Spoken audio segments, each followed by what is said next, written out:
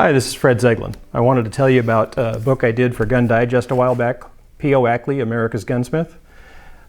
This is an interesting book because of a couple things. First of all, it's not just the history of P.O. Ackley, it's also a great deal of technical information. I spent about 10 years gathering the information, and I remember talking to one guy who was the last guy to buy out P.O. Ackley's business, and his comment when the book came out, he had a chance to look it over. He said, I never could figure out how you were going to make a story out of this, because he was aware that I had to grab pieces from all over the place. There was no concise, complete history anywhere. So it was a combination of finding letters, interviewing people, little tidbits of history that just popped my way. I bought stuff on eBay so that I could gather some details. There was all kinds of ways that this book came together. It has a big color section in the center, so there's some of the historical stuff that you might not ever get to see if it hadn't been photographed and sent on. Pictures of people that were friends with Ackley, that sort of thing.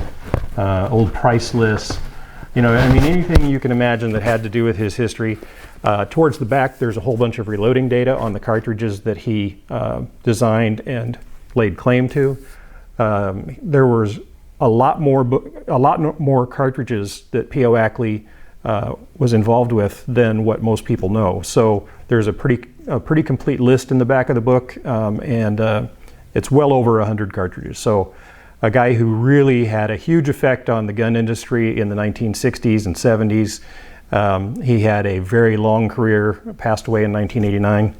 And this is one place where you can learn all about the guy from start to finish, and not just about him, but about all the technical accomplishments he made. And there were a lot of technical arguments that he loved to go back and forth with people like Elmer Keith and other gun writers. He stayed in contact with just about everybody in the industry. So it makes for a very interesting read, at least from my personal perspective, and would like you to take a look at it. You can get it from Gun Digest on their website or on Amazon.